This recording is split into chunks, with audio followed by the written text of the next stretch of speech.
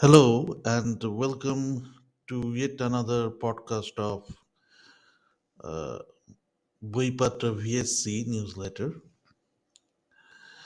Today I want to discuss about internship program which is going to be launched next year. Uh, the internship is about the application of CFD, computational fluid dynamics, and multi-criteria decision making (MCDM) in flood prediction studies. Especially, we want to use CFD and MCDM techniques to predict the impact of flooding in a watershed by mapping the area that can be inundated by flood. So, as all of us know, computational fluid dynamics is used in flood prediction to simulate the complex flow dynamics of water in rivers and floodplains, allowing researchers and engineers to accurately predict flood inundation areas, water depths, and flow velocities, which can be crucial for early warning systems, mitigation strategies, and infrastructure design in flood prone regions. Okay. The title of the internship is proposed as Application of Computational Fluid Dynamics and Multi-Criteria Decision Making Techniques in Flood Inundation Mapping. Okay, so generally in the field of hydrology, CFD is not used frequently, but when it is, it serves the following applications. The example application can be detailed flow analysis.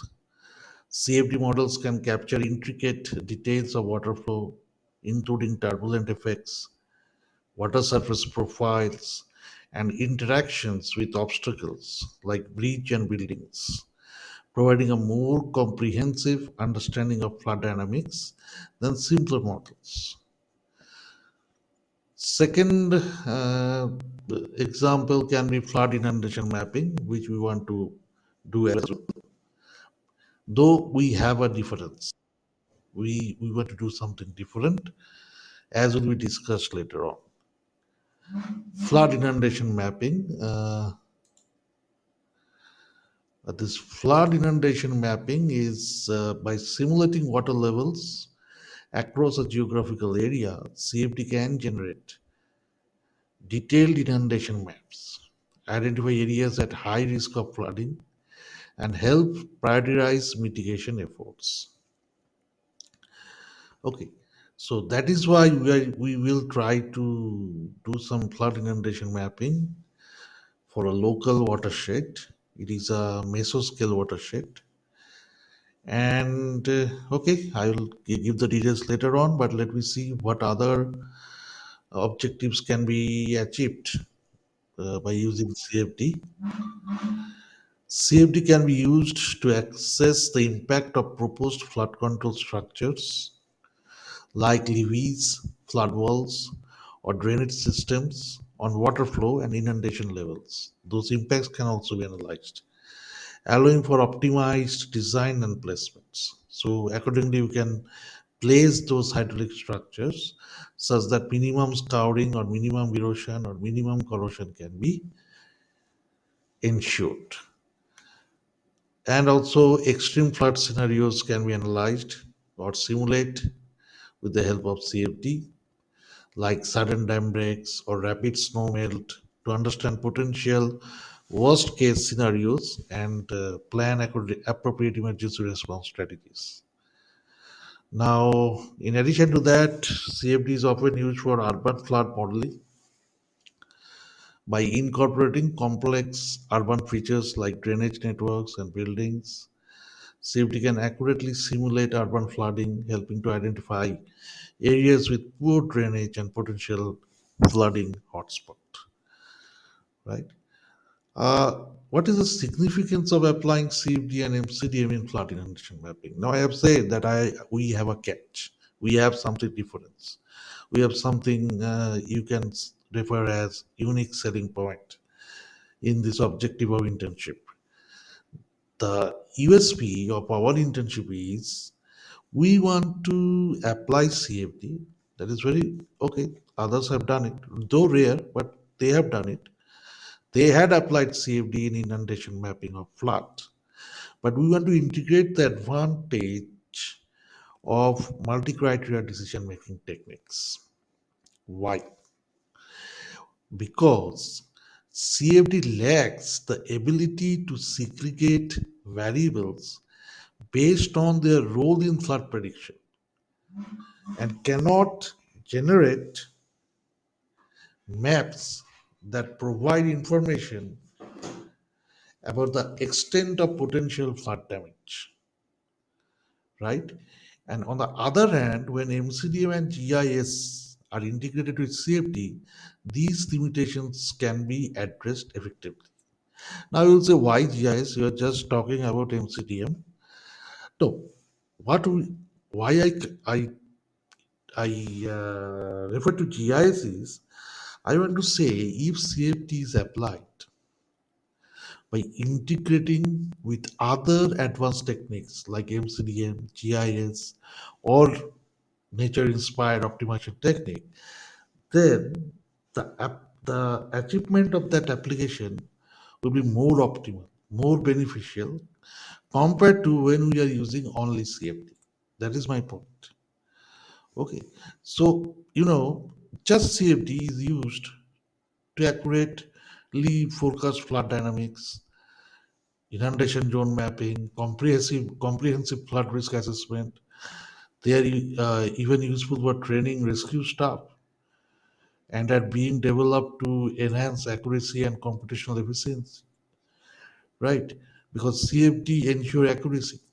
Okay, 3D CFD simulations are now common for the flood risk analysis that are communicated to various public and private authorities. Then CFD is utilized nowadays for dam break modeling, right? So potential dam failures can be identified, or dam breaches during storms can be identified before that storm has taken place. Now, the many researchers have also used 3D hydrodynamic models to simulate real world flooding scenarios, helping to choose suitable models for dam break analysis. So, the entire dam break can be visualized in a 3D environment. How? By the help of the CFD, right? And CFD can also access the convergence of numerical solutions using techniques like the grid convergence index, right? Various numerical solution can be done with the help of CFD, because CFD is itself is a generation of solution or approximation of solution in a spatial domain, right? It is the only technique which can predict, or which try to solve partial differential equation spatially, right? So due to this property of CFD, we can use this CFD for flood inundation mapping, 3D visualization, etc. But you know, there is a lacuna. What is the lacuna? Lacuna is that you know the CFD requires a lot of data. Okay, CFD requires a lot of data, and another thing is that uh, CFD is often they're often based on some numerical schemes. Okay, and mainly they are theoretically validated, but practically they are not validated. They are not experimented in practical situations. So theoretically, CFD is very good. When we apply it in your computer, CFD can do anything. You give the temperature of four sides of iron plate. CFD will predict what is the temperature in the surface area of the iron plate. But whether the temperature predicted by the CFD truly exists in the surface, that is a point of concern. Because generally you cannot measure the temperature of a plate within the surface. By surface, I am not meaning that at the surface area. I am meaning what is inside the surface, right? Not on the surface. I am saying inside the surface. Okay, so you cannot, nor you can measure that by any instruments, and there is no empirical model available for predicting that. So as a result, we have to depend upon this type of CFD technologies to approximate or to estimate, to measure what is the temperature inside the surface area of the iron plate, right? So the accuracy cannot be verified for the models developed with only CFD.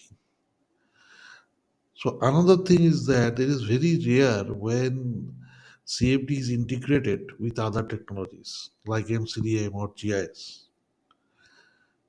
Okay. And only some limited research we can identify, like some of the latest digital twin technology is used for flood risk management, but there it is just a visual representation of the watershed in a 3D environment. You cannot verify the whatever flow the CFD is approximating for those areas where you cannot go and measure the flow.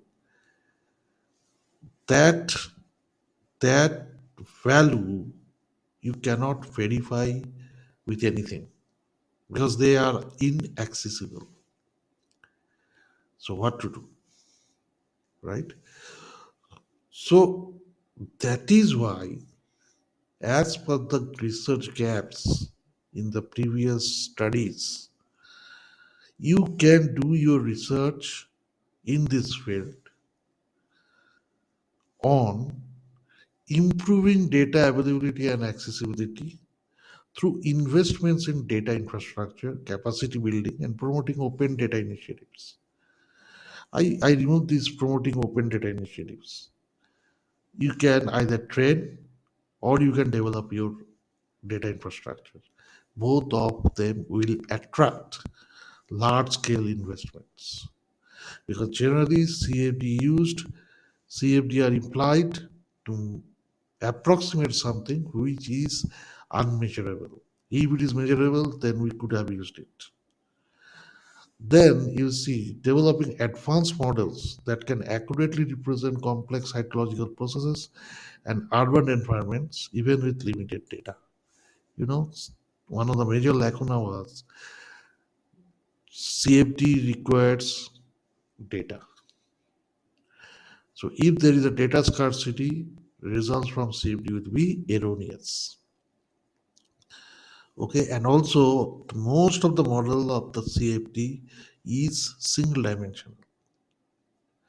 There are very few models where 3D is used, but 3D is mostly used for visualization purpose, not for analysis purpose.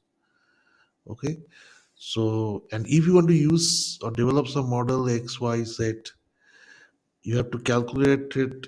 You have to calculate it or approximate it in all three directions, and that will require a lot of computational infrastructure, which is not available to the developing countries or poor researchers, right? Another thing that you can consider is integrating different modeling approach like MCDM, GIS, remote sensing to create a comprehensive and robust flood risk management frameworks. This is the most easiest job that you can do. Why? You can also, as I say, the data predicted by CFD cannot be validated. So you can develop something for that also. And also you can explore potential of emerging technologies like digital twins to enhance flood modeling and decision making approach processes. But as you know, what is digital twins? Digital twins is that the exact replica of the watershed can be regenerated in a 3D system, right? Suppose those, the goggles, 3D goggles that are used for virtually going to space or virtually going to some forest, right? So if you visit some tourist spot also, they are doing that. Virtually, they are taking you to many different places. So this is what is known as digital twins. So the technology will be embedded in the paper. By scanning the technology, you will go to the exactly to that watershed where the exact replica of that watershed is made with the help of 3D technology. And for 3D technology, there they use CFD. But for that, you need the virtual goggles, virtual 3D goggles, and also a lot of investment is required to convert a 2D or 1D simple paper-based picture to a corresponding 3D interactive imaginary twins of that picture. Okay, so it is very expensive. So I am not interested in fifth. I am not interested in fourth. What I am interested in third, because first of all, it doesn't attract money or doesn't attract much investments. Okay. Secondly, I am not considering GIS or considering remote sensing here. I am considering only MCDM. Why I am considering? I am considering because I want to identify the exact parameter which is the only or mostly responsible for flood. If I can identify that parameter, or if I can use all the related parameters as a single parameter, where the weighted contribution of all the input parameters related to flood is embedded, then I can use the CFD techniques to predict how it is spreading or it is behaving within a surface. Okay, so my main aim is that what I want to do is most of the studies you will see they will use water level and they will try to see what are the elevation of that area. If your water level is more than your elevation, then it is under flood. If not, it is not under flood. But they do not consider the impact of infiltration. They do not consider the impact of evaporation. They do not consider the impact of depression that are already available in the watershed, because they will reduce the water level that is increased due to the excess water coming into the watershed, right? But yes, if I want to include all of them, then it will be a very complex system, attracting huge or requiring huge computational infrastructure. To avoid that, I want to develop a single parameter where the weighted contribution of all the relevant parameters will be embedded, right? And this parameter will be used to predict the flood proneness of a area. And with the help of that, I can easily predict the inundation area or inundated area due to that flood. And all these weights will be estimated with the help of advanced MCDM techniques. I am considering to apply our very popular analytical hierarchy process And another very rarely used technique in this type of cases is Prometheus and a very recent technology known as Mark, MERC, right? So if you want to know or if you want to experience that this research objective to come into reality, then you are heartily welcome to my lab for doing this internship under me. And my lab is located in the in NIT Agartala. It is a place in Tripura, north northeast India. But if you face difficulty in coming to Tripura from your place, then we can arrange a virtual internship also. And for that, kindly send your interest and CV, short CV, to this mail contact@energyandstyle.website. Contact@energyandstyle.website. Or you can chat with me as well, as you wish. What I can say is this internship is available throughout the year, but the duration is 2 months. Within 2 months, this work can easily be done. And as the outcome of internship, I will give you a certificate, and also I will give you a chance to publish a paper in a reputed journal or a conference. Okay, so it will depend on the performance of the candidate joining the internship. So all of you are welcome. Send your CVs, and accordingly I will select the most suitable one. And as this is available throughout the year, you can apply anytime, provided this internship is already taken by someone. I will, of course, consider all the application uniformly without any bias. Thank you. Thanks for your patient hearing. I will sign off now. Good night. And I hope some of you at least will email me with their interest to do the internship. Thank you.